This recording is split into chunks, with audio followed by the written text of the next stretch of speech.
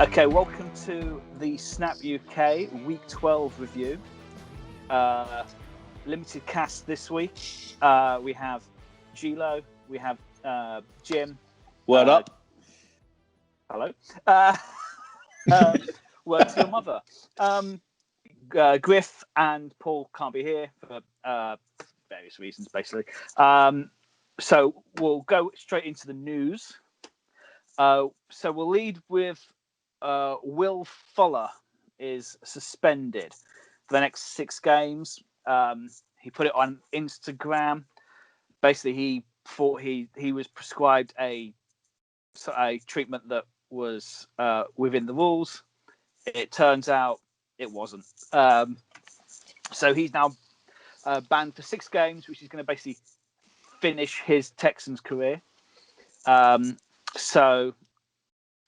well, I think Bradley Roby's been. I was going to say Bradley Roby for the same offence.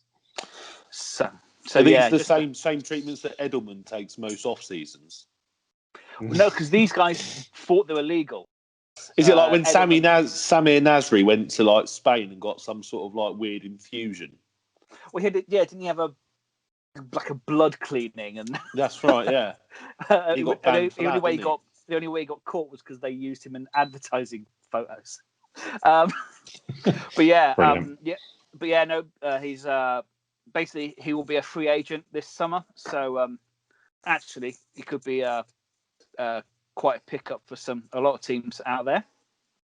He's had a good year in Houston so far. I remember when we were going into the fantasy draft, with the absence of DeAndre Cook in Houston, he was seen as a sneaky good player, and he's had a lot of receptions. He's had a lot of yards. DeAndre Hopkins? No, Fuller.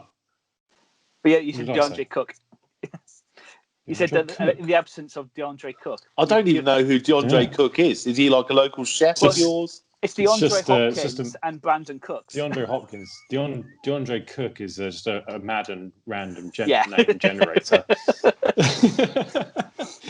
Anyway, Will Fuller's actually been playing quite well. He's had a lot of receptions. He's had a good few yards. He's certainly become the Houston number 1 receiver, even if he isn't a natural number 1 receiver. So, he'll go into the offseason. I think you're right. I think he'll leave the Texans because he was close to having a trade out there anyway.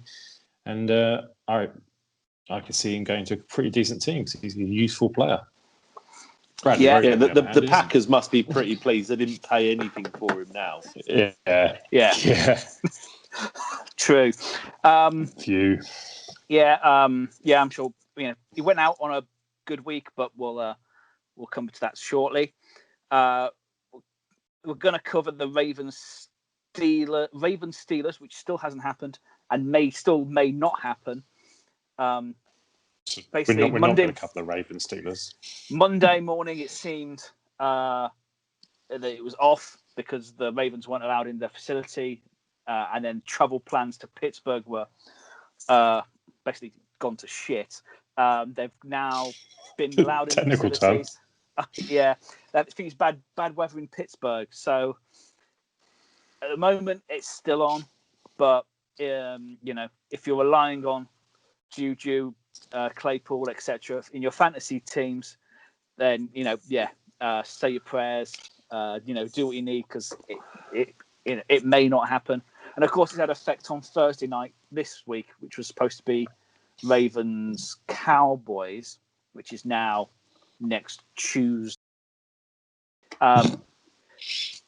Should we cover the game? So how many players went down with COVID? Because lots of them are already out, aren't they? It was a lot, wasn't it? A lot of Ravens was it players. 18 or 19? Yeah. It was 18 players. So being as the Broncos were made to play without a quarterback, surely they should have just chucked them all on a bus and made them play 3 days ago. Well, I was going to mention this when we talk about the Broncos, but I think you're right. It seems that the NFL have got one rule for one team and another rule for another. And again, you could look at the Broncos case and say, that was of their own doing. But I think the NFL have made a bit of an error here in terms of you can't play NFL football without a quarterback. It's like playing soccer without a goalkeeper.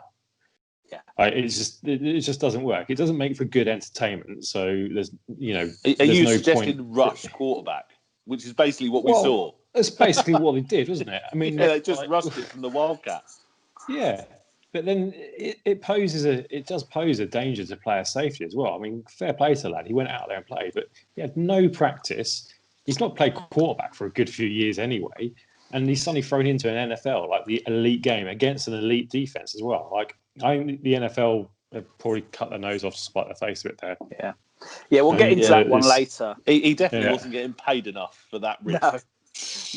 No. But so we'll cover all bases. So, Jim, for anyone who's listening, in case the game does happen, Jim, do you want to tell us why it was a good win for the Steelers? Great, Gary. I thought the defense really played up to their limits. Really, it's one of those. I think we talked about it last week where the Steelers, for once, didn't play down to the level of their opposition. They played up to the level of the opposition. They absolutely bottled up Lamar Jackson. They forced him. He couldn't escape the pocket. TJ Watt, Bud Dupree, all over that dodgy offensive line that's now in Baltimore. Jackson, he hasn't got the best passing ability, so 3 interceptions was a bit rough in the night. But Steelers deserve it. They came up against a good defense as well. But Roethlisberger with Claypool, Deontay Johnson, Juju, he's firing all cylinders. And I'm especially pleased with Claypool getting 6 touchdowns because he won my fantasy matchup. I'll tell you what, though, it's an interesting take, isn't it? Because I thought it was a great bounce back by Lamar Jackson. Coming back from last week. I've not seen him run that well all season. Mark Ingram even turned up with a touchdown. So I thought it was quite interesting. And the Steelers, a lot of people thought they might even go 16-0, but 10-1, aren't they? And to cover all bases, I think it's left the NFL with real egg on their face that the game wasn't played at all. And hopefully, the lessons will be learned. But I don't see that being the case. Bases covered, cool. Guys. Right. It's fine. Delete as appropriate. we're still geniuses. And of course, the big news, which is going to lead into the first game, Matt Patricia is gone in Detroit, and it seems strange timing. It's I think. The timing's off. I mean, the general manager's gone as well, hasn't he? So, I think they're cleaning house, and it's hard to argue against it. I personally don't agree with it. I think there was something. He's probably the best season they've had, or Patricia's had with the Lions, which isn't saying much because they are only 4-7. But I feel that there was improvement. It's really strange, isn't it? I can't argue 3 weeks ago, we were talking about how they'd allowed him time and we were starting to see some green shoots. Stafford gets beaten up a little bit in the last couple of games. DeAndre Swift is a little bit beaten up. They're missing Golladay. What exactly are you expecting? I'm not really sure what has happened in the last 2 or 3 weeks that has led to the dismissal. What confidence has been lost based on what they've seen.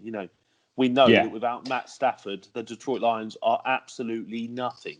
And without DeAndre Swift as well, who really came through the previous 3 or 4 weeks before that, that's going to be a problem, isn't it? Exactly. It really is so. Yeah. So I struggle to see what they're going to do. And we say this often. It's all very well sacking a coach and sacking a general manager. You've got to go out and find a replacement. There are replacements there, but are they going to be as? Are you going to get the same level as you do with Matt Patricia, who knows the game inside out? I don't know. So I understand why they did it. It was strange timing, but at the same time, I wouldn't have been surprised if they kept him on for another season. I feel like he's not been given the tools to do his job. Effectively, been given a load of Patriots rejects to do. I mean, I guess for the Patriots defensive coordinator, that I guess there's a hope that. But no, it's like the old days of Arsenal. Players don't leave the Pats and get better. So, yeah, look, there's a difference between being a coach and a head coach, isn't there? Which we all know is a thing, whether it's in football or American football. But I think the other thing is they did come up against Deshaun Watson looking superb. Yeah. Like that guy, if he had some talent around him, he is. You'd put him right up there, wouldn't you? As the most. I know people do already, but he is so talented. His passing. You look at him versus Lamar, and I would take Deshaun Watson like 95 times out of 100. He is a far better quarterback. His numbers are 318 yards, 4 touchdowns, no interceptions. Boom! It's just out. It's out of sight for the Lions, isn't it? They've got no way to come back to that. Absolutely is. I mean, I saw a crazy rumour on Instagram the other day that the 49ers were trying to package something together to trade with Deshaun Watson. I didn't mention it because it's absolute fault. They're never going to get him away from send everybody.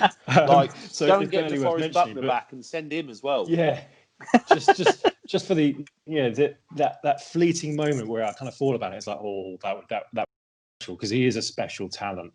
I think to your point, John, around the Lions haven't got great talent on their roster, and that's probably why Bob Quinn's gone. But the issue was that Bob Quinn and Matt Patricia come as a pair. They're both expatriates. They're both working together. So you kind of get the impression that the roster had as much of Patricia's fingerprints all over it as it did the general manager Bob Quinn's fingerprints. So I think it's probably right that they both go if you're going to get rid of him and you clean house and you start again. But I'm not sure where they're going to go. No, for the game itself, the Lions they weren't great. Bang average. Fourth time they've lost in a row on Thanksgiving as well now. Yeah. So happy Thanksgiving, Detroit. What next for Detroit? I mean, the early pick. The owners come out and said it's up to the it's up to the next coach whether they want to trade Stafford. Stafford's 32. Who's going to trade for Stafford? I don't know. He was very reliable for the past 8 years, but the last 18 months he's getting injured more and more and more. He's probably spending, he went a record number of games without missing a game, didn't he? But now he is, he's been injured a fair bit over these last 18 months. I just don't think with the talent coming through, no one's going to pay you anything big for Stafford. No. But it's just because it's been mentioned, I thought I'd bring it up. But I also think there's a lot of teams. You look at the Colts, because Rivers is in a 2-year deal, but if the times are better, they'd be much better with Stafford than they would be with Philip Rivers. Yeah, you're right. It's going to come down to what pick they have in the draft, because that's going to be important in terms of are they in a position to draft one of the top quarterbacks, and B, kind of what they can get for him, because I don't think you can get that much from him at the moment. He's on his day he's probably a top 5 quarterback, but on his day is too rare at the moment. No, he's a slightly rich man's Joe Flacco. He's all he wants to do is lob the ball long and do comebacks. And I know he gets put in that position by his team, but he's taken the Lions to 3 playoffs in 10 years or something. So he's been reasonably successful, but less so since Megatron's gone. So I just don't think that he's necessarily the talent that he was made to look like. I think he's decent, but I don't think he's an upgrade on Philip Rivers, and I don't like Philip Rivers. Wow, I never thought I'd hear you say that. I think he's definitely an upgrade on Philip Rivers, and I think he's an upgrade on. He is. Colts could be a good destination. Has Philip Rivers been that bad this week though? No, he's been this year. I don't think he's been. He's been that bad. He's 39. Isn't he? Yeah, I think that's the problem. 38, isn't he? We still, I know it's only a year, but it's still 6 to 7 years more than Matt Stafford. Yeah, Matt Stafford. And if you look at Carson Palmer, who he was 32 and he forced to trade, and I'm saying if Stafford sees no future in Detroit, what if he forces a trade? But if you're the Colts and you've got reasonable draft capital or reasonable salary cap, and you've got an experienced quarterback in Rivers, and you've still got Jacoby Brissett, and they're not totally moved away from him yet. No. And I know Rivers was brought in above him, but that doesn't necessarily mean he's done for good. He is definitely still part of the picture there. So if they want a new quarterback, they can go and get one they want. They don't need to go and pick up the scraps from around the league. Oh yeah. No, it's just. I just thought I'd create the argument. But I don't think that's as much as that game needs, because it was not a particularly great game. But just because the bloke lost his job from it. Bucks 24, Chiefs 27. Do you know what I enjoyed the most? All the gifs of like Brady being knocked out by Mahomes. All the little pictures of like Mahomes. To be fair, this game was pretty much done by half time, wasn't it? It's done after the end of the first quarter, I think. Tyreek Hill going on an absolute tear in that first quarter. It was just ridiculous. It's Todd Bowles is a defensive coordinator for the Buccaneers. He had a good season, but he completely messed that up. Like just leaving Tyreek Hill one-on-one with who was it? Carlton Davis, I think it was. Who's had a good year, but there are very few cornerbacks in this league that you can put one-on-one with Tyreek Hill. Maybe one or two, Jalen Ramsey maybe, and one other. Stephen Gilmore. Do it one time and get burnt, but then correct it. But to do it twice and even three times, it's it's just unforgivable, really. So I think the scoreline flatters Tampa massively. Like the Chiefs completely took their foot off the gas. I think this game could have easily been 50 odd to 14 if the Chiefs really went for it. Yeah, it really was. They completely took their foot off the pedal for the second half, and the Bucks came back because they're still a good team. Have we seen a little bit of that this year? The Chiefs not really kind of putting the foot on the throat and finishing teams off, because I know last year they just seemed to score at will, and then once they got they kind of started quite slowly in some games last year. Yeah. And they just once they were in the zone, they just seemed to go. Whereas now they do seem a little bit more cautious around just locking down the victory. We're not seeing them win by 20 points this season. Is it have they regressed, or are they just being more professional? I'm a bit uncertain. I think it is smarter, yeah. Tyreek Hill didn't really play the second half, did he? Because No. they only brought him in when the scores got close and you needed to burn the defense again. But I think it is smarter, I think you're right, Gary, in terms of you think of their playoff run. I think they were behind in every single game, and they came back, and they made a big thing about they could do the comeback. And I think they've corrected that to an extent this year. I think if they were getting a little bit more out of their running backs, I think it would make it for a better story, because I don't think they'd be able to wind down the clock a little bit more, rather than rely so much on Mahomes. I think Clyde Edwards-Helaire has had a good year, but I don't think he's had a stellar year by any sense of the imagination. He's dropped off again, though, hasn't he? Yeah. For the first 3-4 weeks, he looked really good. Yeah. And then, I've hardly heard his name lately. Sunday, he had 11 carries for 37 yards on Sunday, which isn't good enough. Le'Veon Bell only had 5 carries for 22 yards, which is a bit better. But I think if they had someone like Carson from the Seahawks who could just run through the tackles, I don't think that's quite Edwards-Helaire game. But they need someone like that just to control the clock. I don't think that's what they've got. Yeah, I think week 6 was the last time Edwards-Helaire went above 15 touches. Which if they had a workhorse back, that would really help them. Well, and they started to involve Bell a little bit, but not with any kind of great numbers.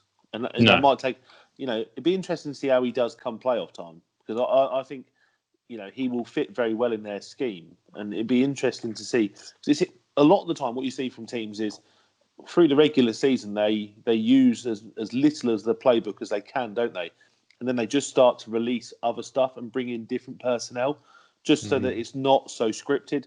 So it'll be interesting to see how they start to mix it up, because soon they're going to be able to go into rest mode. They're going to have their seeding locked down. They're, a couple more weeks, they'll have their division tied up and probably their seeding. So, 2 or 3 weeks time, they're going to be able to start just, easing into the playoffs. Well, yeah, I agree. I think a lot of it depends on what the Steelers do, because obviously the Steelers have currently got the number 1 seed, and that's the only kind of place that's going to get a bye this year, isn't it? So I think they still want to go for that. On the other side of the ball, like the Bucks, I can't. I think Bruce Arians came back and said, "Oh, you don't win a Super Bowl in October or whatever it is," and it's like, yeah, but fair enough. But you're losing against good teams. Like you're not beating the good teams. You've lost against the Chiefs, the Rams, the Saints, twice, and you've lost against the mighty Bears. The only good team you've beaten really is the Packers, and you gave them a good hiding that time. So fair enough. I worry about the Buccaneers because a lot's been made of Tom Brady not being able to throw the big pass, and I think he can, just not as regularly as a younger quarterback like Mahomes. And I don't think Bruce Arians is adapting his playbook to what he's got at quarterback. Now, the greatest thing about Bill Belichick is he looks at what he's got on his roster and he makes it work. Whereas Arians is like, this is my playbook, go off and do it. And I'm not confident enough in Brady. He can do it. Brady likes the short passes, the running back coming out of the backfield to kind of dump it off to and get some yards. Players like Wes Welker and Julian Edelman were never. They're not a Tyreek Hill where they're going to run 50, 60 yards down the field and collect a pass. They're 10, 20 yard maximum. And so, for that sense, I feel that there needs to be a bit of a change in Tampa Bay with the playbook to get more out of Tom Brady. I think he's still a quality player. I just don't think him and this playbook is matching very well. Yeah, I think if you look, Brady, again this week, 2 interceptions. Yeah. We're talking about Brady interceptions more than I can remember for years.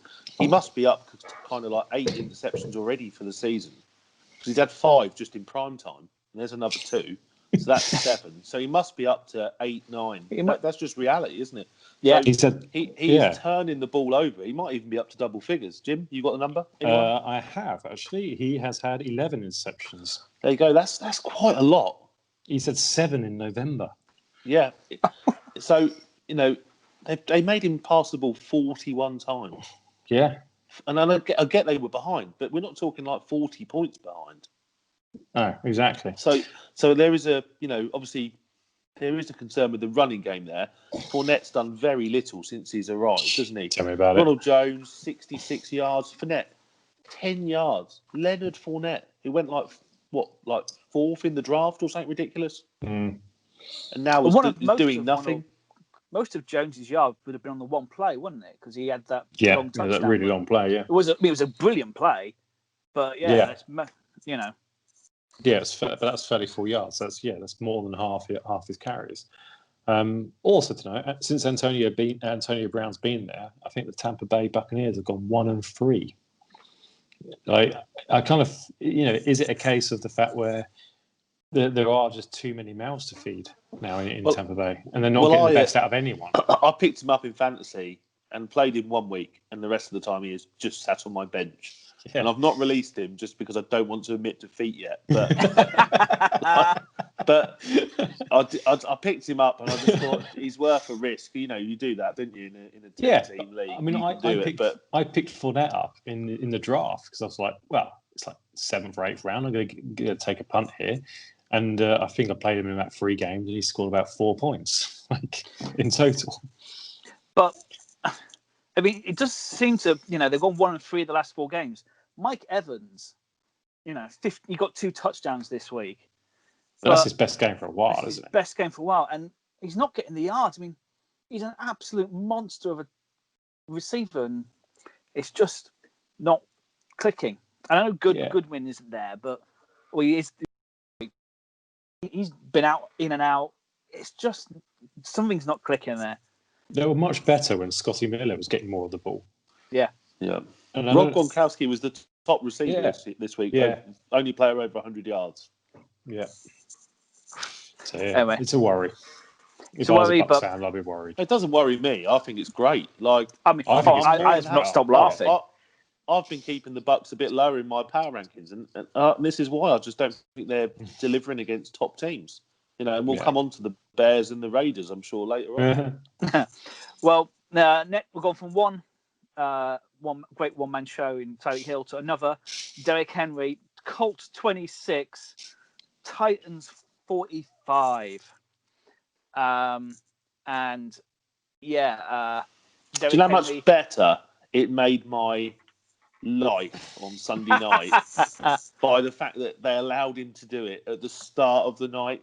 So many times I have to wait till about 10:30 at night for my fantasy game to be won.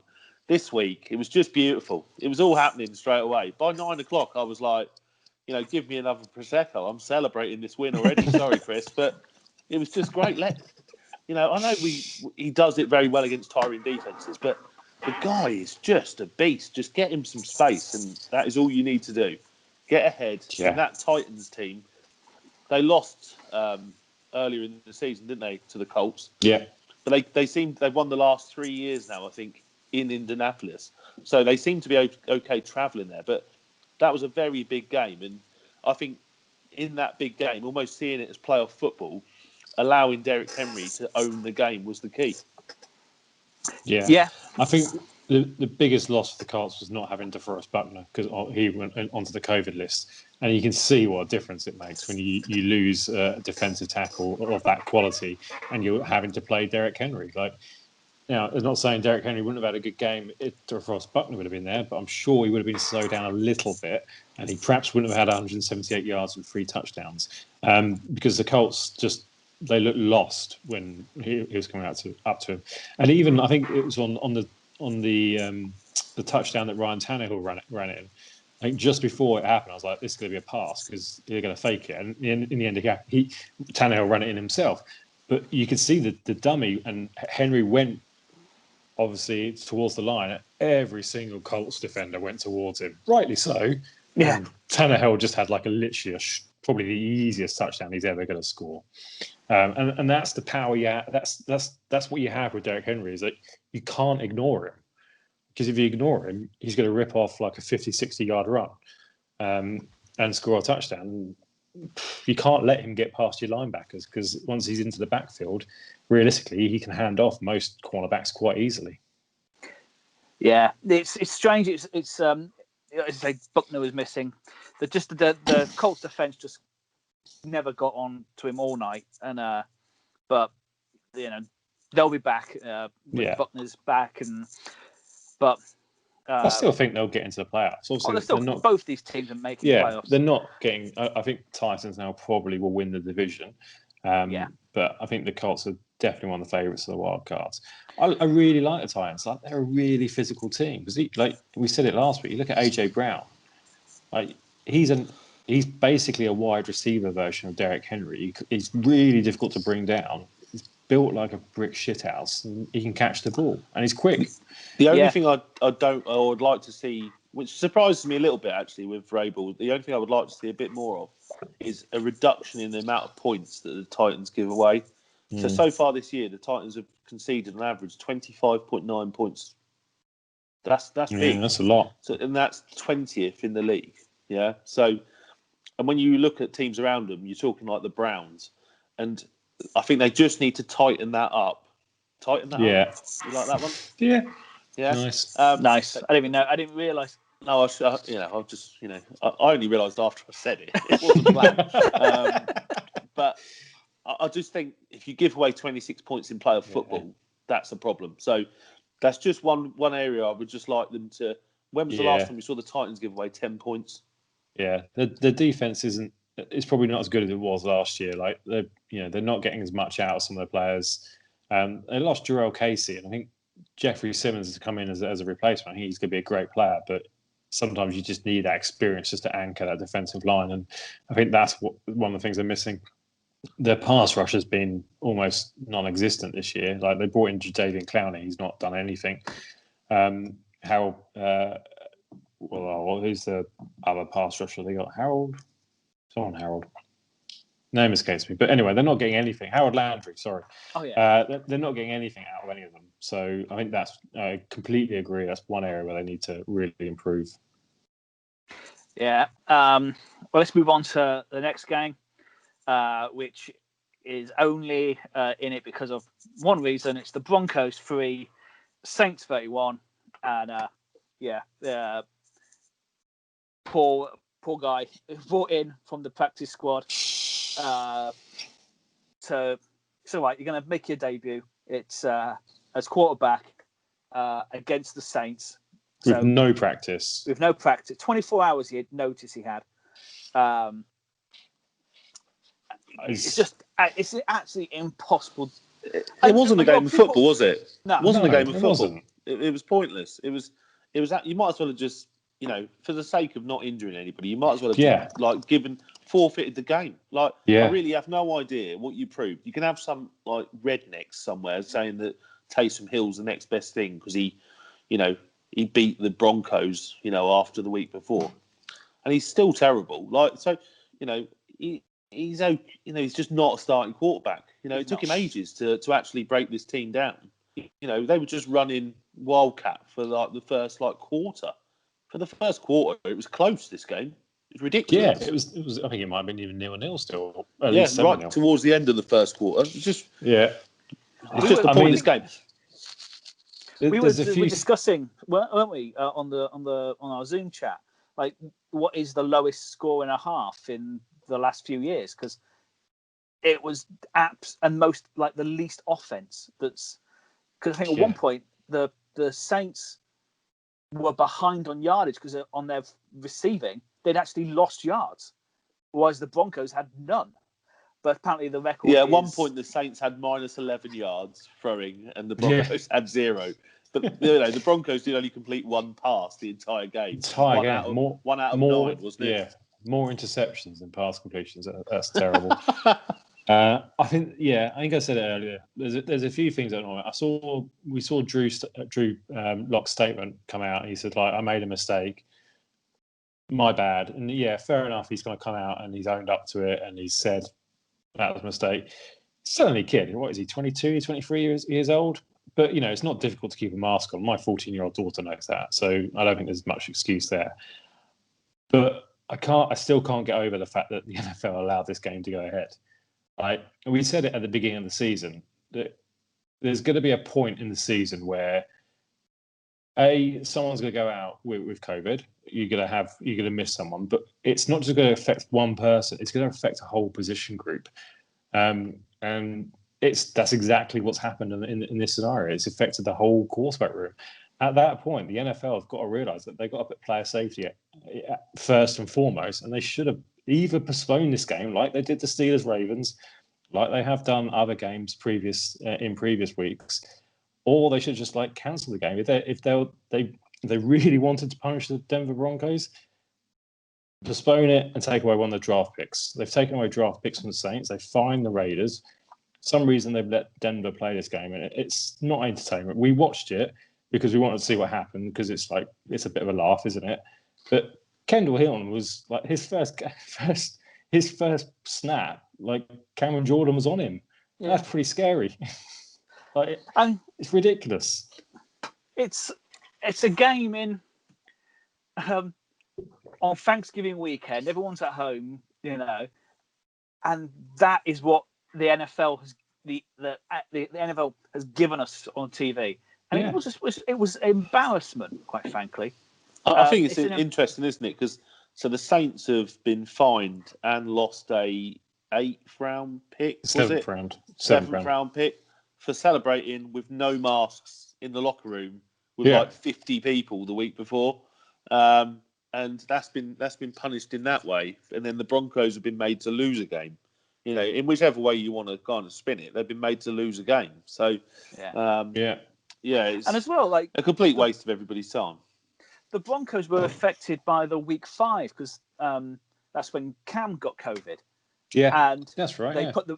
They put that game back a week so the Patriots could have a fit team to field, and yet it's absolutely done over the Broncos. I think it's going to be interesting to see. Obviously, playoffs now. They're talking about hotels, aren't they?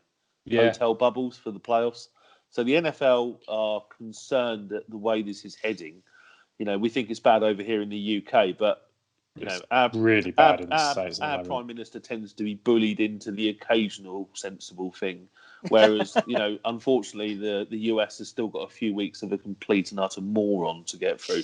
So there is there's an issue. I think come January, you might see a bit more common sense. We've seen the Niners have to move to Arizona. There's people that are starting to take control in different parts of the states that are going to change how this plays out. So I think watch this space, but they've got to get stricter somehow. It's just how they do it fairly and look after the players. But we're getting towards the business end of the season. Soon it won't matter to a lot of teams. It'll be done. I kind of think that having a week 18 is getting to the point where it's almost inevitable. Like, because cases, you're right, Gary, cases in the States are still going up. So this isn't a 1 week thing where this is happening and it's bad. This is going to carry on for the next 2, 3, 4 weeks. That's the rest of the season. Like, how you can't keep chopping and changing. At some point, the Steelers and Ravens are going to have to catch up the game, which they're going to miss because they're not going to play on Sunday after potentially playing on Wednesday. They're playing Wednesday now. Yep, Wednesday. We record on Tuesday. So there's going to have to be either a week 18, maybe even a week 19, and there's they might even have to think about pushing the Super Bowl back. Apparently, they are desperate to hold off that week 18 until they are right before the playoffs. They are so desperate to make sure they have got some room to finish the season when they said they would. I think they'll do all kinds of stuff before they use that week 18. That week 18 will be there if there's if something happens in the last 2 weeks and something is going to stop one team either getting in or not getting in, and that is when week 18 will come into play. Till then, I think you'll see people, playing without players, people playing on random days of the week, people, all kinds of stuff, people getting fined. And they will not use that week 18 until they get 2 weeks out. No chance. I can't see it happening. I think you're probably right. But let's not forget, there's going to, in a few weeks' time, it's going to be Christmas. You can't trust players. Unfortunately, in this day and age, you can't trust NFL players to abide by the rules, and there's a lot of them. Look at what's happened in Denver. They took their masks off. One of the simplest things you have to do. I am personally a very big fan of Rita Ora, but I can't condone her actions for her 30th birthday party as much as I'd like to. She's one of my favourite people. But that's the point. We're going for Christmas. You can't trust players. They're going to get together with family. Who knows where that family's been? And then you're into that. You're into that scenario where who knows where that family's been? Well, no, that's what I'm saying. These kids are going. Damn trailer trash. I wasn't saying that at all. I was saying they could go to supermarkets, they're going to wherever else, get their hair cut, or things we're not allowed to do at the moment, and it's really affecting John. But the point is, you can bubble them, but you've got to trust the players to stick to that bubble. Looking at the actions of players both during COVID and both before COVID, where players are always misbehaving one way or another, I wouldn't trust them to stick to that bubble. No. And I'm not affected. I'm just getting sexier. That's what it is. I'm affected. No, I think let's just see what happens over the next couple of weeks. I think it's going to reach a sort of a crescendo some point soon, isn't it? It's just that feeling. Okay. So divisional game. Packers 41, Bears 25. Not much of a surprise, really, that the Packers win, but what it does. Where did that Bears defense go? Absolutely toilet, wasn't it? It's the one thing they had. Yeah. Just hopeless. But of course, this now means Bears are second in their division. No, they're not. They're third. So and they now have a losing record. Yeah. So they've lost 5 on the trot now, is it, after? Yeah, that's right. I was listening to people predicting the defence could drag them to the Super Bowl. The defence could drag them not to the Super Bowl, to the playoffs, I said. Sort of putting words into my mouth. But not the way they played last night. Last night? Yes. No? Yeah.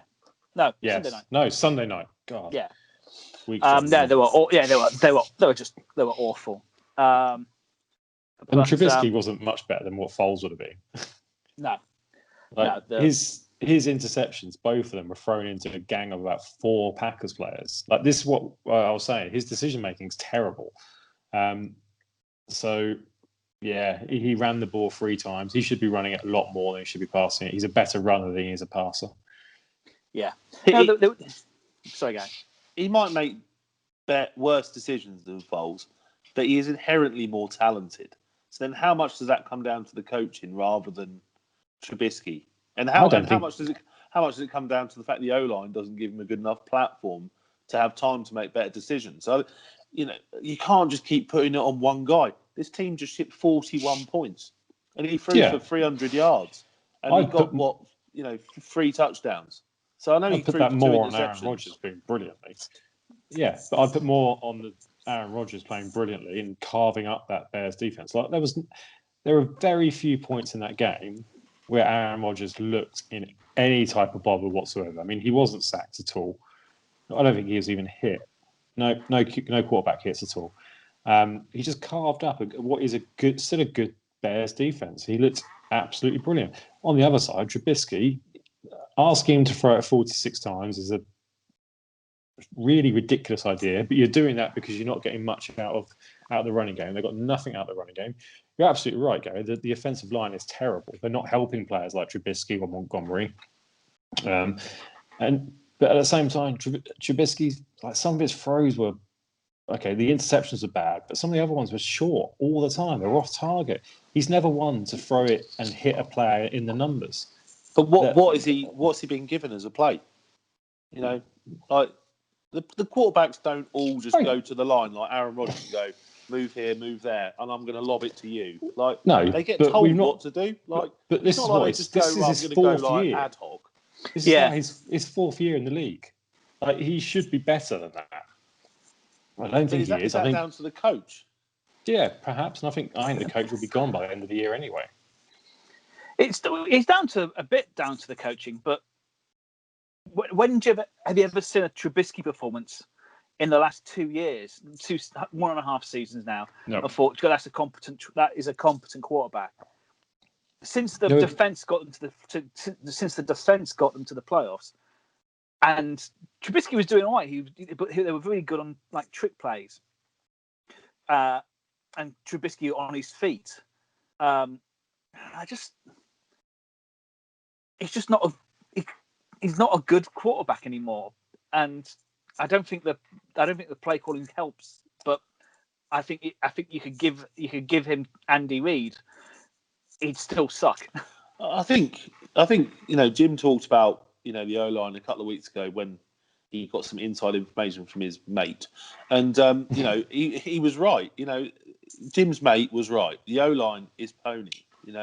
It's terrible. Right, that's you, by the way. and they've got to do something around that. And I think until you look at any quarterback around the league, unless you are a running quarterback or you happen to have a huge arm, most of the average pocket passing quarterbacks in this league absolutely fall apart behind a terrible O-line. We know that's the case. That's nothing new, is it? Like, so I think it's very difficult to put it all on Trubisky. Foles couldn't do any better, and he won the Super Bowl behind a great O-line. Yeah.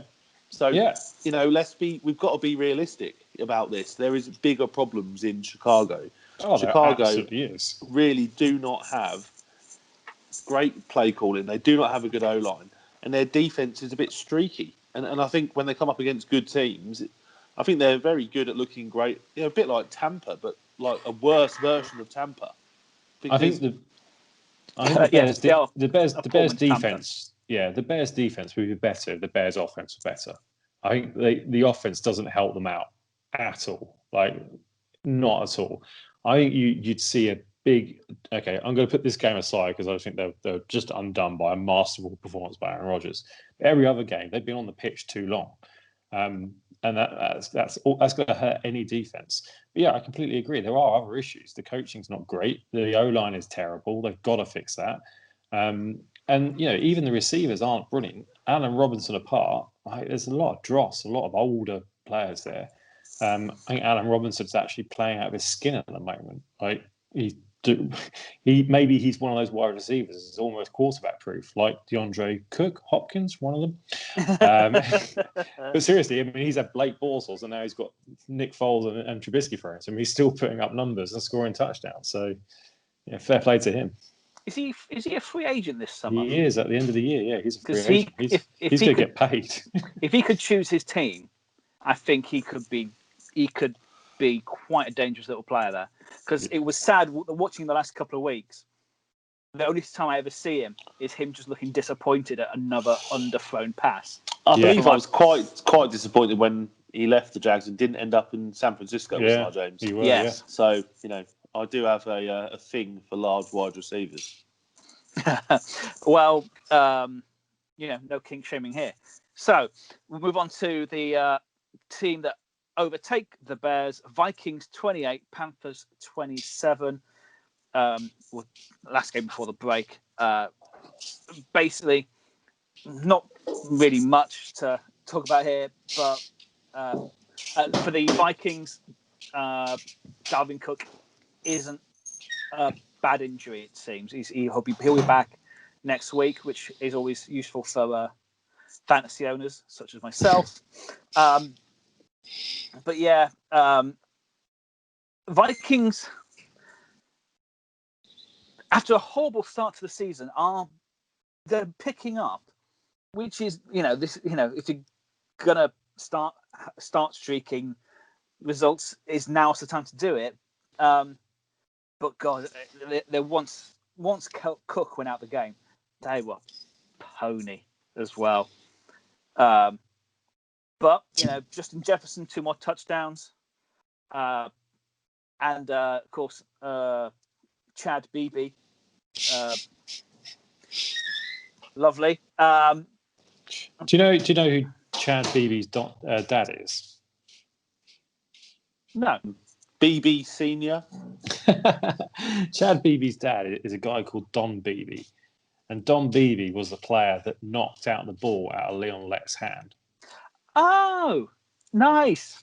So then, when Chad Beebe then infamously muffed that punt, lots of comparisons were made to that event. But he came back and redeemed himself, didn't he, with that last touchdown quite towards the end. I want to pick out one thing. I think the Panthers played really well. I kind of think they probably deserve to win, maybe just. I think it's a very even game.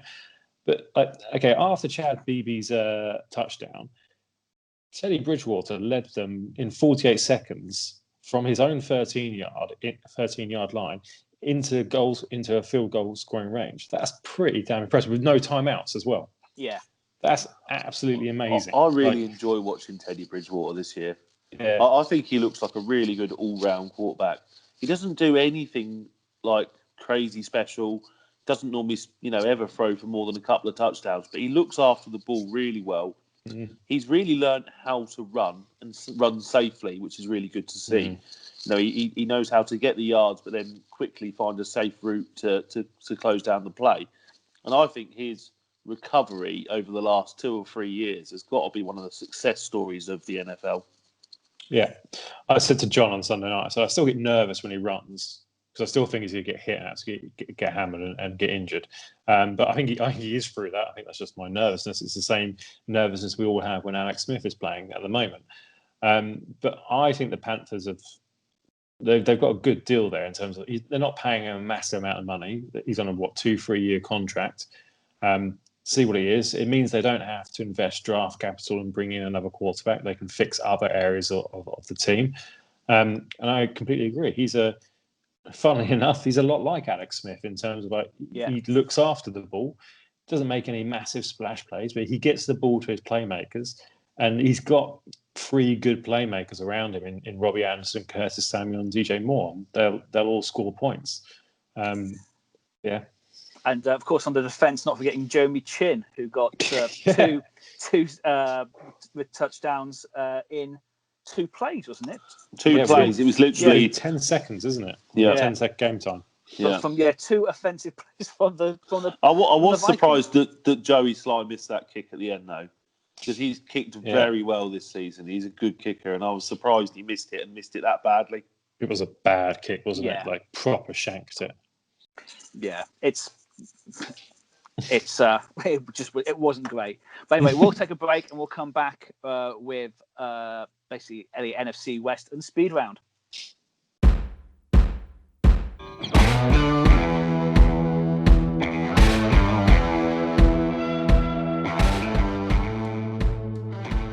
Okay, welcome back to part 2 of the Snap UK Week 12 review.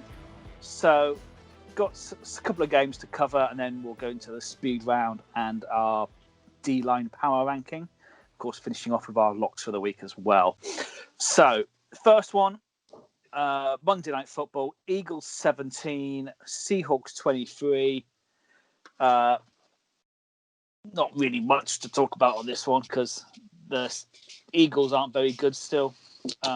Well, the only thing that was interesting was it was finally nice to see the Seahawks improve. Well, I say nice, not nice. Sorry, Jim. Yeah. But interesting to see them improve their away record because they were like 5-0 at home and 1-3 away from home. I think the Seahawks. That's only their second win on the road this year.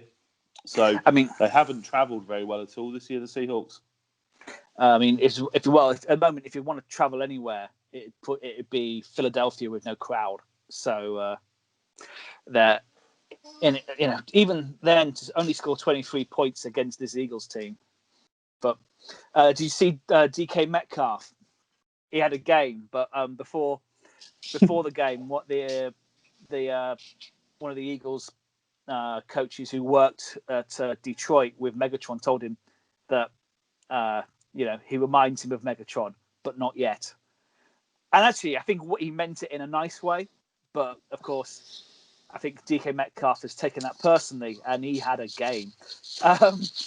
Well, he got 177 yards on 11 receptions or something ridiculous. 10 receptions, 10 receptions was it? And Tyler Lockett is becoming very much the wide receiver 2 in Seattle, which is not good for my regular NFL, but it's great for my NFL Dynasty League. And DK Metcalf, obviously, I put him in my top 10 wide receivers, and I was the only person to do so. And I really do think he is still undervalued. People hang on to this idea that he can only run in a straight line. Well, I don't care where he's running in terms of, fantasy purposes. I don't like it being a Niners fan, but he's a cracking player. He's strong, he's big, he's quick. He doesn't drop the ball these days. I think he's come on leaps and bounds. And that shows you what good coaching can do with raw talent. And he really clearly is physically a very talented player who is started to adapt. And as a second-year wide receiver, he is out of a real breakthrough year, hasn't he? And I think the other thing that helped this week is this Seattle team looks so much better when Chris Carson is playing. He only got about 100 yards, I think, this week, 80 yards, something like that. But 41. Was it only 41? But him just being back, I think, just takes the pressure off Wilson, doesn't it? It just really changes the dynamic of what the defense is looking at. If you don't have Carson and you've got either Carlos Hyde or DJ Dallas, then there's very little you're worried about. Carlos Hyde isn't the player he was 5 years ago. And even 5 years ago, not many people were scared of him. Even then, he wasn't that great. So I think it does make a bit of a difference, and it really helps in the red zone for the Seahawks as well. So when they have Carson, they look very balanced, and I think they'll do well. In that defense we know that's their Achilles heel. It's just how much they can work on that and coach that between now and the playoffs, because they're clearly going to the playoffs, aren't they? Oh, yeah, for sure. I agree with everything you said about DK Metcalf. I still wouldn't put him in my top 10, but he's not far off, not at all. I do laugh about the fact that everyone kind of makes a big thing out of the fact that the Seahawks, they managed to get him at the end of the second round. Let's not forget, the guy was coming out of college having suffered a broken neck. It wasn't a great shock that teams were a little bit apprehensive about his fitness. And sometimes, when you do take a risk like that in the draft, you get rewarded. It's worked for Seattle. Other times, you take a risk in the draft and it doesn't reward you. Yeah, you get John Moss. Yeah. So DK Metcalf now has the most yards this year of any wide receiver. Yeah. He's over 1,000 yards already. He's got 9 touchdowns, which is the 3rd most in the league. Yeah, he's not a top 10 receiver. No, I don't think he is, not yet. I think there are other receivers I'd have above him still. I think he's playing with... Like Will Fuller. Not Will Fuller, no. But he's playing with a superstar quarterback. Like Russell Wilson's having probably one of his best seasons. I don't think he was amazing last night, but he was, like we said about Teddy Bridgewater, he didn't give the ball away, scored a touchdown, he's got legs, he can run. He had a pretty average game, and he's coming off a patch of a few difficult games, so it's good to see him get another win under his belt. I felt talent-wise, you look at these two teams, I thought the gap should have been bigger than 23-17. Granted, the Eagles scored a last-second touchdown, which is a bit fluky. But there you go. They got the job done in hostile territory, such as Philadelphia is. Yeah, and I think for the Eagles, the only thing that is of any interest is whether we're going to start to see more of Hurts. Yeah, there's been rumours about that. There were 2 more Hurts. I mean, he had one pass and one completion last night, so didn't give the ball away, I guess. But I don't think Carson Wentz was all that bad. I think again, similar to what we were saying about the Bears, the offensive line in the Eagles is bad. It's really bad. He got sacked 6 times against a pass rush that hasn't been very good this year. Yeah, no. Of course, yeah. So the Seahawks lead in the NFC West, and the Eagles have a bad week because they go down to 3rd in the NFC East. We'll get on to the NFC East. Let's not. That's speed round. Rams 20, 49ers 23. Not great for Rams. Have been on a decent run, but they're now 2nd in NFC West. Good win for the 49ers. Great win for the 49ers. So Sherman back.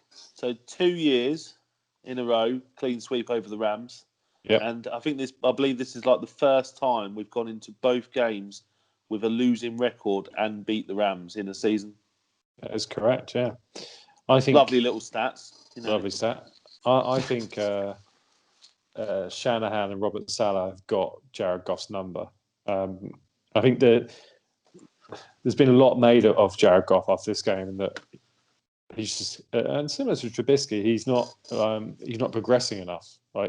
I think Jared Goff has got all the talent. Like, he can make the throws, he can sense pressure. He doesn't get sacked all that often. But what he can't do is decide where to throw it, and it comes down to decision making. And we're not seeing that. He doesn't have that level of awareness of what's going on the football pitch that other quarterbacks, like Patrick Mahomes, Aaron Rodgers, Tom Brady, they have like a sixth sense as to what's going on and where to throw it and when to kind of check down. Jared Goff just doesn't seem to have that, and I think defensive coordinators are figuring out how to get under his skin. And we saw Brian Flores do it with Miami earlier in the season, where the Rams were absolutely destroyed. I think Robert Saleh has done it for the last 2 years, to Gary's point. And unless the Rams figure that out, they're going to keep losing to the 49ers, or unless Saleh leaves to San Francisco, which, to be honest, could happen this year. They're going to keep losing. So yeah, I thought Aaron Donald almost won this for the Rams. Like, if ever a defensive tackle could win a game by themselves, Aaron Donald was on that tear in the 3rd and 4th quarter, because he was a man monster. He has those games, doesn't he? I think the Bills. It was similar when they played the Bills in the 3rd and 4th quarter. He suddenly turned up, and he carried this team on his shoulders.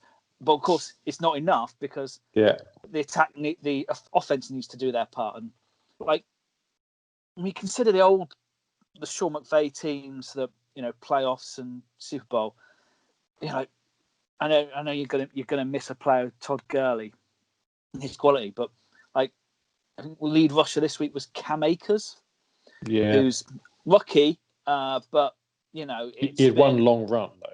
Like, he had a long run of 61 yards, and his total yards were 84. Yeah, it's not good enough, is it? It's quite interesting, actually. The two teams are like the polar opposites of each other. Like the receiving core of the Rams looks really, really good, really solid. You've got plenty of options. And you look at the receiving core of the Niners. Deebo Samuel got 133 yards on 11 receptions. But after that, Kendrick Bourne, 34. Yeah. Richie James, 29.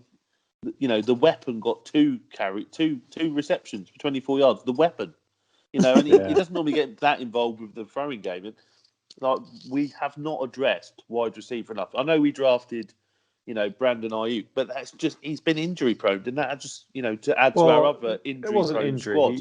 He's on COVID, so it's not so much injury. He'll be back this week. I think Deebo Samuel's turning into an amazing wide receiver. I think out of those 133 yards, 83 of those yards were after contact. He's like AJ Brown in the sense he's difficult to bring down. He's not probably got the strength of AJ Brown, but he's a bit more elusive. I think he'll go on to be the number one. I think Brandon Ayuk offers a slightly different skill set, but I think they're nice complementary players. But after that, I agree. It kind of drops off. You look at Seattle, where you got DK Metcalf, Tyler Lockett, and then even David Moore as a really good number 3. I don't think we've got that really good number 3. Obviously, we've got Kittle, but there's no one else after that. I was about to come on to Kittle. I think from the last quarter of last season, he became a much heavier, heavier involved in the blocking game than the reception game. And that balance has got to be found when he comes back. So it'd be interesting to see how it, because Nick Mullins' numbers are very Jimmy Garoppolo, aren't they? 250 yards, no touchdowns, 1 interception. That could have been Jimmy G. It wouldn't make any difference. So, I think Shanahan's system lends itself to bang average quarterbacks. It does, but when you look at what he did with a good quarterback, in Matt Ryan, then. If you had a quarterback that he trusted, then this team is just so much more devastating, quite frankly, on the offense. But I would take a Matt Stafford and put him here. I think he'll be fine. That was going to be my next point. I was like, how much would you? I wouldn't give you much for him in trade. I'd give you a 6th round pick for Matt Stafford. Probably give you more than that, but Jimmy G and a 5th. Yeah, that's probably about fair. I think he'd be a definite upgrade over Jimmy G. Yeah, but good win. Good win for 49ers. Getting a lot of key players back now. Yes, and that's it. There's they are recovering.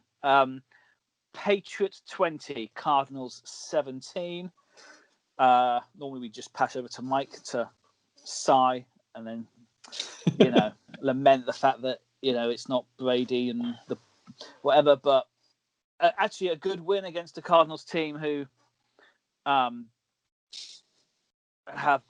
been pretty decent this year, and I assumed the Cardinals would win this game. It's just a team that isn't ready yet. It's just a team that's another year away from a serious playoff challenge. That's all it is. It's a developing team, and they're going to have days like this where they probably should win. But going to New England is still difficult, no matter who you are and whether there's fans or no fans or less fans.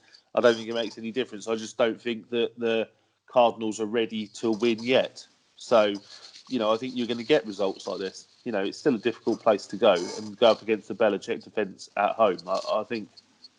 I'm not overly surprised. It was close. It wasn't a great game, and the Cardinals couldn't quite bring it home. And Cam did very little. He could hardly throw a ball again. So I don't think it really told us anything new, apart from the fact that the Cardinals are still developing. Yeah, you look at the box scores and you look at the New England stats. It's just how did you win this game? 9 completions of 18, 84 yards, no touchdowns, and 2 interceptions from Cam Newton. Quarterback shouldn't, and he looked pissed off at the end of the game, rightly so, because he had an absolute mare. Yeah, he had 9 carries for 46 yards. That's the high point. But Kyler Murray looked out of sorts, and I think that's that's on Bill Belichick as a coach who he's got a history of doing this. He can upset young quarterbacks. Like he's done it to. I don't think he's ever been beaten by a rookie quarterback, and I'd love to know what the stats are for if he's been beaten by a second-year quarterback. But I'd say the stats are probably on his side on that.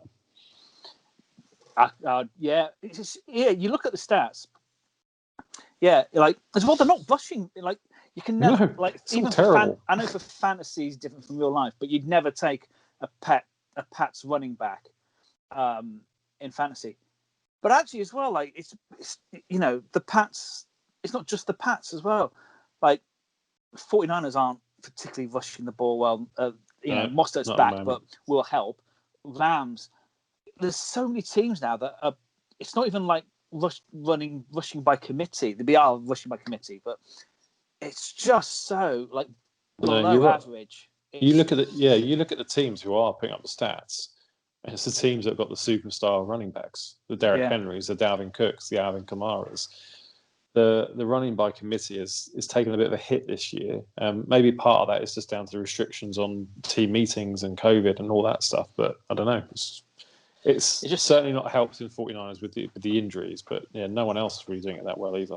No. Have we just gone back a game? Like, I'm just saying that it seems to be throughout the league. Sorry, I was ignoring you for about a minute there, and all I could hear was talk about the 49ers running game. I thought we'd done with that game. No, but it's saying throughout the league, the rushing attacks at the Pats, but everywhere. Like if you're going to have Cam not throwing the ball, which they didn't, you got to have a rushing attack, and they didn't even have that. So effectively, they just won by defense. It was an absolutely abysmal game, quite frankly. Okay, back to Thursday night football. Okay, let's start the speed round. Cowboys 16, football team 41. Gibson had a game. Cowboys went back to being toilet. That Redskins defense is good. It's for real. It's legit. It's legit. Really good. And that division, I think, is there. I was disappointed with the Cowboys. I thought with Dalton back, they could do more than this. Zeke just looks poor, man. I've got to make a decision on him in Dynasty. Like, I might have to trade him soon. It is that depressing. Like, what are you doing? I know Griff said it, and I don't like to agree with Griff, but he just doesn't look hungry. Doesn't look hungry at all. It's like he's got paid and he just doesn't care. Yeah, well, he looks well fed. But Pollard is doing just as well, but that's not very good either. So, Gibson, he scored 3 touchdowns, but he had a great game. Scary Terry continues to be excellent, and since Alex Smith is in, the offense just looks a lot calmer. It's I really think the stereotypical Smith offense, but they look like an offense run by Alex Smith. I almost said the R word there. Apologies. I really think that the football team could win this division. Like that with that defense, and they've got a couple of pieces on offense that are working well now. It's kind of all you need to win the NFC East. Yeah.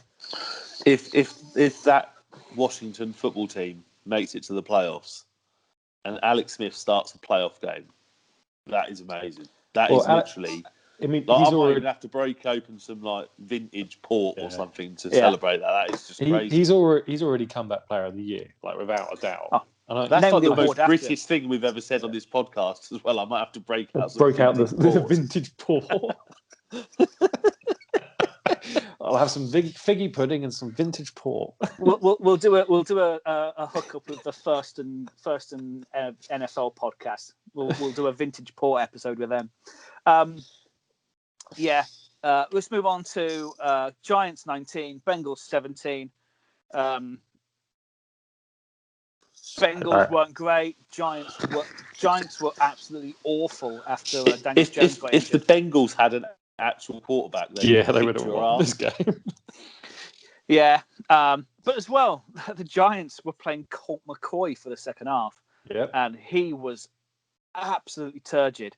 And I think he'll start this weekend as well because it's a hamstring injury. So Jones might be off a few weeks, which is horrifying.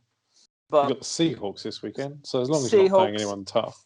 Seahawks, Cardinals, and Browns in the weeks that Jones could be missing. You know, I mean, it still might be enough for the. I think we've got the Cowboys. We got the Ravens and then the Cowboys. So as long as he makes it back for that Ravens game, you'll be fine. Yeah, you know. Yeah. But yeah, bizarrely, I've not been a huge Jones fan, but seeing the Giants without Jones, they'd be much more of a Jones fan. But yeah, the NFC East currently is Cowboys. Oh, not the Cowboys. It's the football team, Giants, Eagles, and the Cowboys. But it's close. But the only thing I would temper in that division is the fact that all those teams have got to play each other a lot. Which you know, when just putting the worst. I know you are. You know, you can't read as much into those wins, can you? Like the Giants and the football team, because they are playing other teams from that division. Because this was the Giants' first win outside the NFC East. That's what I mean. Like, so their records of, you know, somebody, you know, they've got to play each other a certain number of times. Somebody has to win most of those games. So you have to take it with a little bit of a pinch of salt and look into how they fare against other teams from other divisions as well, don't you? I think. Yeah. Well, let's go on to the a bit of a shock. Falcons 43, Raiders 6, and I think the Falcons were the Falcons great or the Raiders just abysmal? The Raiders were abysmal. Yeah, because you look at again, like we talked about the New England game. You look at the stats on the Falcon side of things. And you wonder how they got to 43 points because it's not great, is it? Like Matt Ryan, 185 yards, 2 touchdowns, and interception. That's a bang average game for Matt Ryan. No, it wasn't a rusher above 70 yards. There wasn't a receiver above 50 yards. Even the tackle count on the defensive side, top tackler got 6 tackles in total. What they did get was a few sacks, which is good.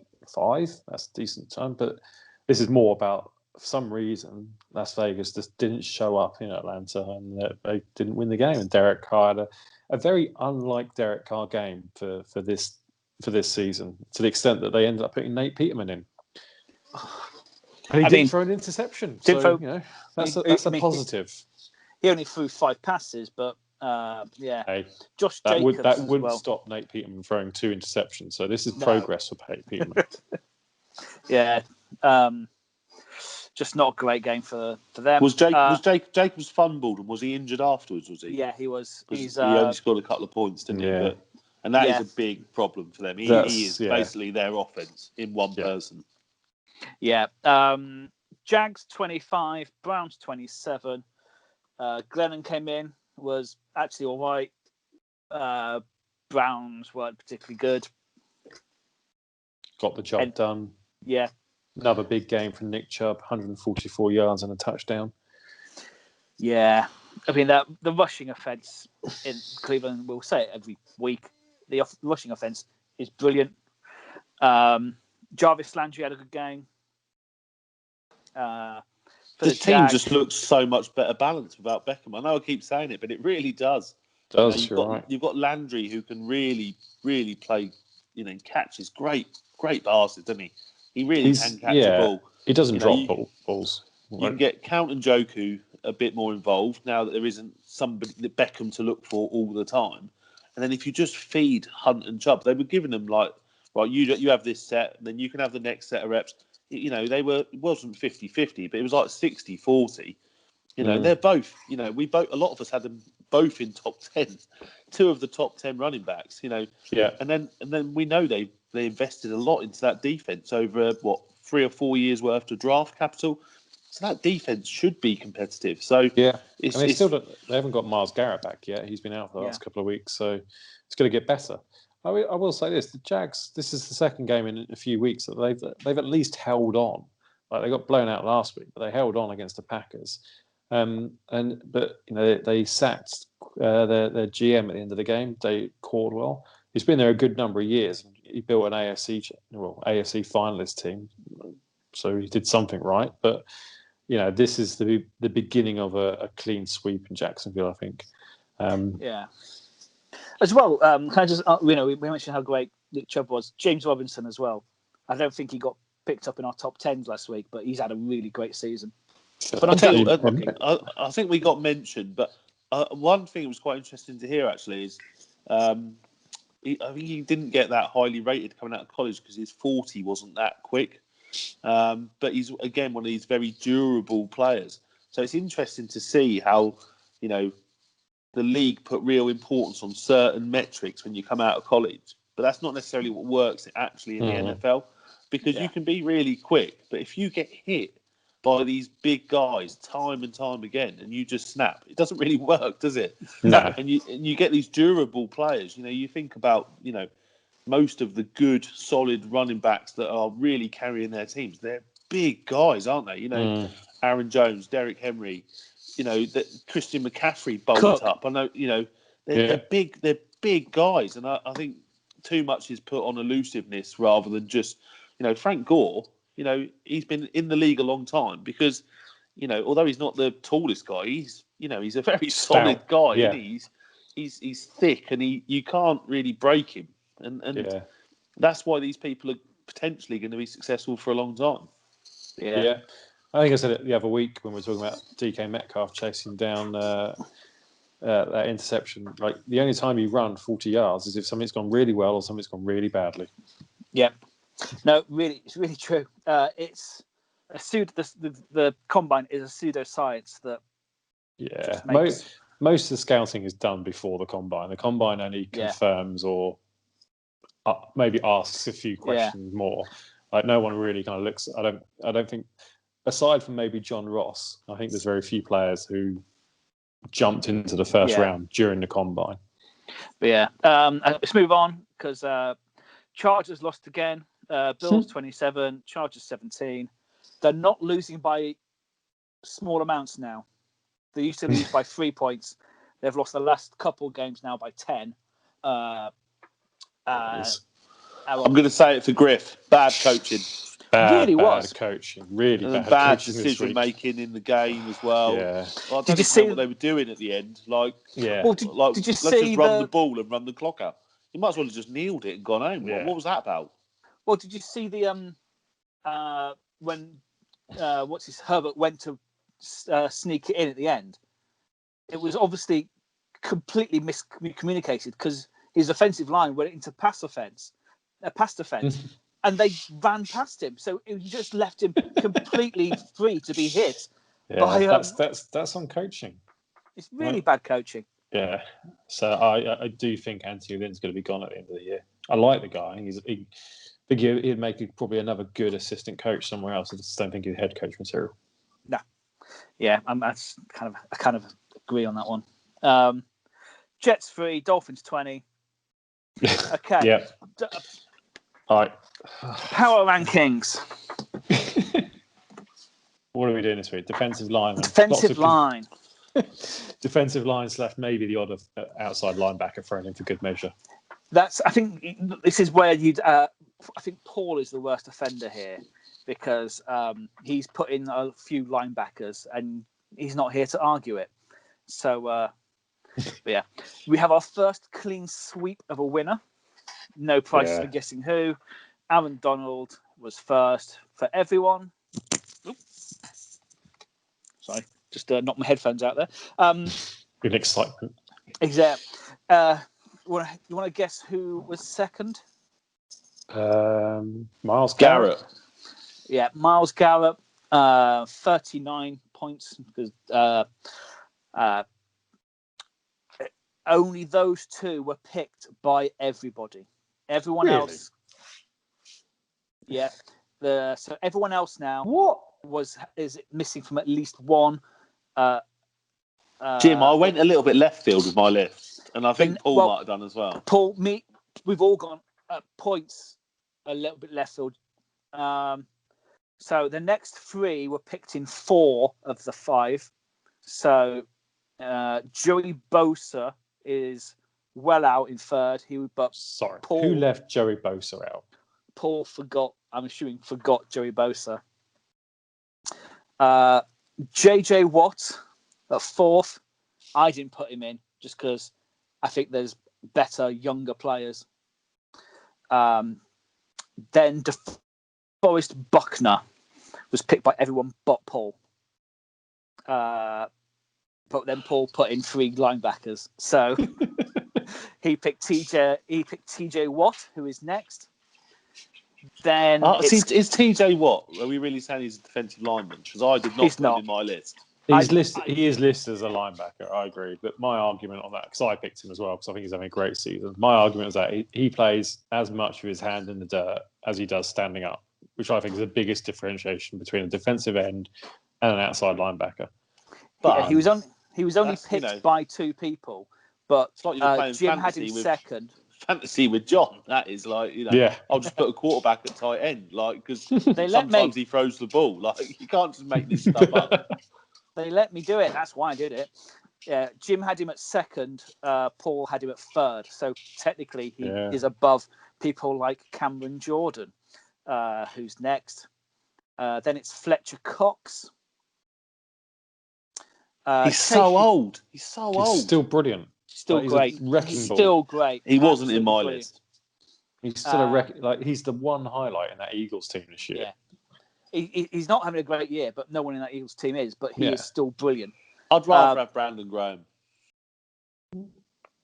Well, he's about 4 years younger. Yeah, but I nearly put Graham in, but Fletcher Cox, I don't think he's the same player he was 3 years ago. He was top, wasn't 10, really? He was second. He was second in the PFF ratings last year. Yeah, ahead of Donald.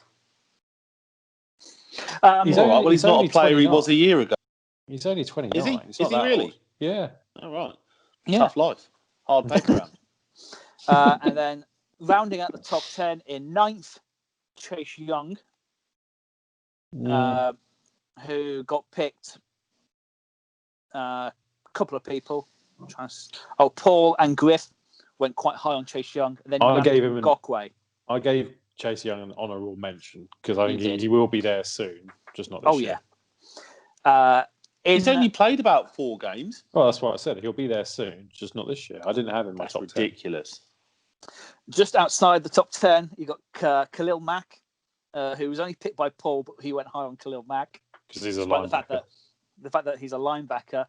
Chris Jones was picked by 2 people. Cameron Hayward, picked by me. Trey Hendrickson, picked by Gary. And me. I picked Cameron Hayward as well, John. Oh, yes, you did. Apologies. But yeah, he was just outside the top 10. Trey Hendrickson was just picked by Gary, who's having a great year, really great year. Gary or Trey Hendrickson? Trey Hendrickson, definitely Trey Hendrickson. Nick Bosa, picked by me. And me. I put him in 10th. Oh, you did? No, apologies. I did see that. Emmanuel Ogba, picked by Gary, who, once again, having a good year. Stephon Tuitt. Hold up. That Miami defense has been amazing. Yeah. And he has been a massive part of that. I think sometimes we don't always... I looked into quite a few stats when I did this list, and sometimes stats can lie and stuff, but sometimes they also tell us the amount of work someone does and the amount of impact they have. And the amount of work he's done on that Miami defense this year, on the defense that has done very, very well, I think he should be in there. I think he's had a good year. I completely agree. He had a great year. I'll take the 10 above that I put above him. That's the only thing. Yeah, Paul went with Stephon Tuitt, who's having a great year for the Steelers. But they all are. Montez Sweat and Quinnen Williams, the other people mentioned. You missed one. I mentioned Vita Vea and Danielle Hunter as well. I went with I had Danielle Hunter. In fact, I've just forgotten to count Danielle Hunter. I had him at 6th. which would have made him above Trey Hendrickson. But there we go. I didn't have him as an honourable. But yeah, Vita Vea is just a monster of a man. But yeah. So, but yeah, Aaron Donald to Myles Garrett way out in front is understandable. Understandable. Definitely the most difficult one to do. Yeah, it was. Yeah. I think because obviously there's more players. Yeah. What should we do next week, guys? We can pick because it's just us three. Is it? When do we need to do normal power rankings again?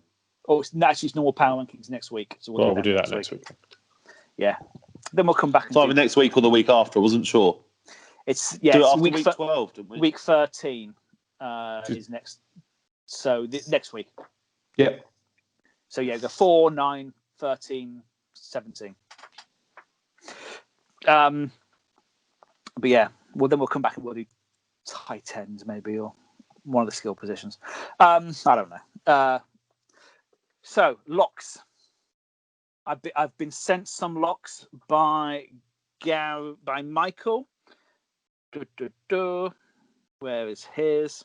He's gone the Tetons over the Browns, which I guess it's. Oh yeah, be imaginative, Griff. Yeah, Jesus. Well, I thought we had to put some. To be fair, they're both 8-3 teams. They are, but yeah. And Paul went with the Jags over the Vikings. Paul has gone Billy Big Bollocks. Who wants to go first of us three this week? There are a lot of games which I think should be easy to call this week, which makes finding one that's a bit harder quite hard.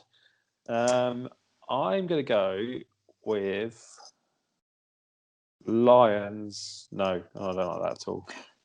Whilst you're picking, I'm going to go with the Falcons over the Saints. Oh, this is tough. Falcons over the Saints. That's a big shout. Yeah, just with Taysom Hill, they're not using Alvin Kamara at all, and so that is true. Yeah, so I think I'm going to go Falcons. All right, I'm going to go Jets over Raiders. One. I will go Rams over Cardinals. It's bounce back win for the Rams. Nice, I like it. Well, let's see how they're going on because I'll come back. I'll give our scores next week because I was doing it today and we are very tight. But there is one person slightly in the lead, but he's been. No, it's not you. He's not here today. But it's Paul. It's not me, that's for sure. But none of us are doing very well at all. It's because we're not doing it correctly, are we? We're not actually picking a lot. No. We're trying to pick like a very awkward game and go, yeah. Well, I think I'm going to say they're definitely going to win. But we've got no fucking idea. Yeah, that's exactly it. Exact opposite of what lock is, but yeah. Yeah. Yeah, I think if that was the case, I would probably go Ravens over Cowboys or Steelers over Washington. Although that game might not be happening ever. Seahawks over Giants if it's a lock. But yeah, we'll rename it next week. That's interesting. Yeah. The Ravens Cowboys game is on. It's on Tuesday night, isn't it? Yeah.